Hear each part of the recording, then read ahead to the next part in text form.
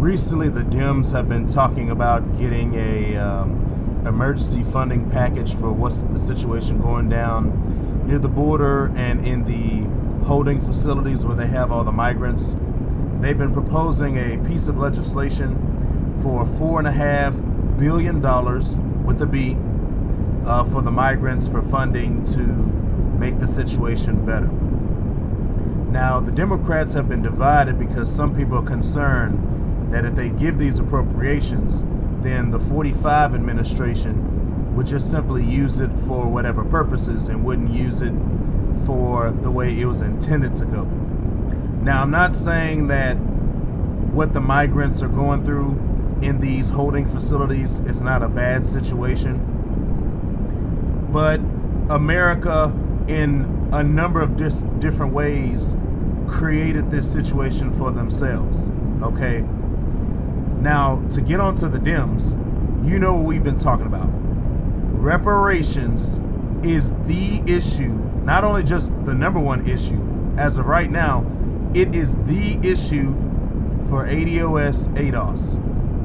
And to have a bunch of sham hearings and to pander and a bunch of empty political rhetoric, and then to put forward emergency funding package for migrants, people who aren't even American citizens, people who are here illegally. But the Democrat Party doesn't want to provide any reparations to ADOS.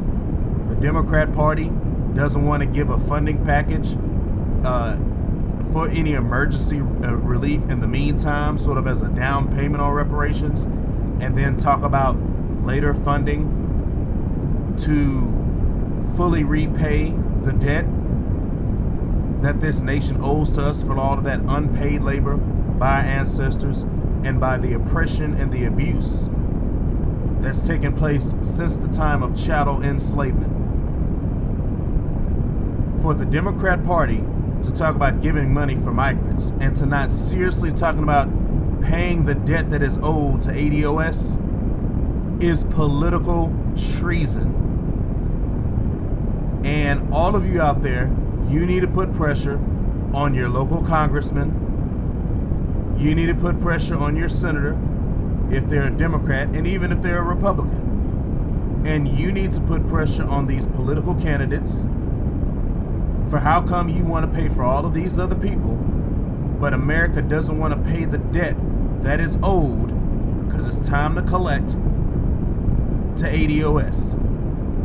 And we need to put forward candidates in these races that are going to represent the people. We need to put forward ADOS candidates. We need to put forward reparations candidates. And we need to put forward liberation candidates in our districts to represent the people, to represent the constituents. That's how politics works. Politics is a business transaction.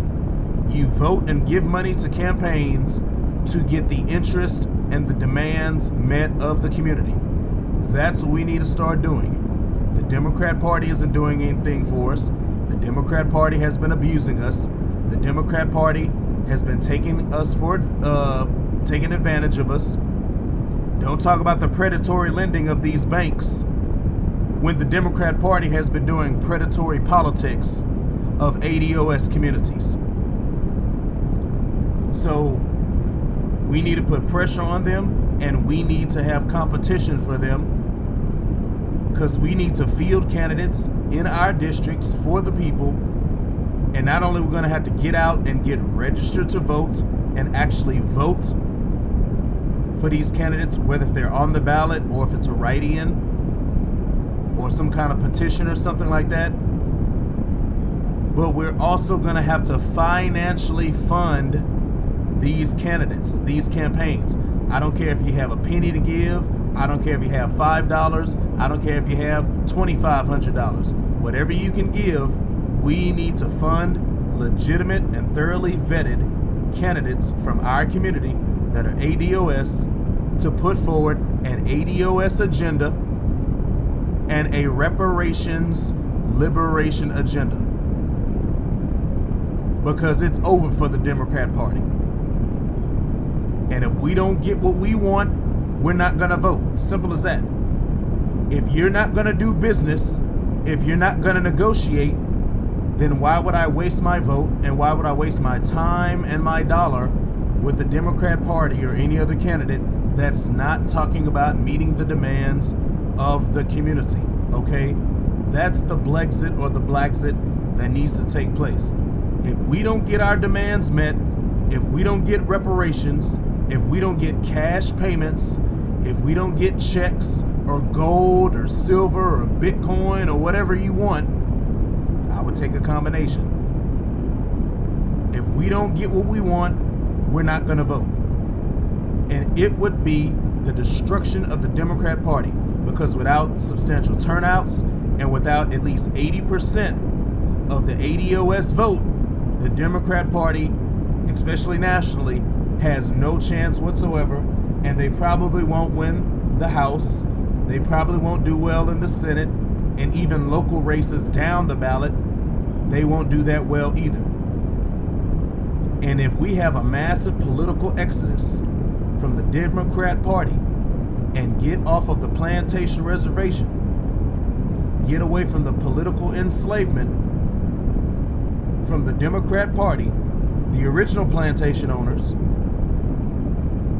it would be their destruction. And it could cause a cataclysmic, fundamental reshaping of the political landscape in this country when it comes to political parties. And in the fallout, we need to have our own party. We need to put our finances together. We need to work together. We need to share information. We need to field and vet good candidates. We need to run these candidates, and we need to support these candidates, and we need to win races to get power and put officials in place that are going to do the business of the people, the business of their constituents. That's how politics works. It's a transaction. It's an exchange. This is America. Okay? That's how it works. Okay? So shame on the Democrat Party for not taking us seriously, for not talking about giving us what they owe us and paying that debt, but then you want to have debate and legislation and you want to rush through emergency foreign aid or emergency aid for these migrants. A situation that you caused, and now you're reaping the consequences, and you want to pay for them, and they're here illegally, but you don't want to pay the debt that's owed to ADOS, foundational African Americans. Time is up for the Democrat Party. Pay us or else.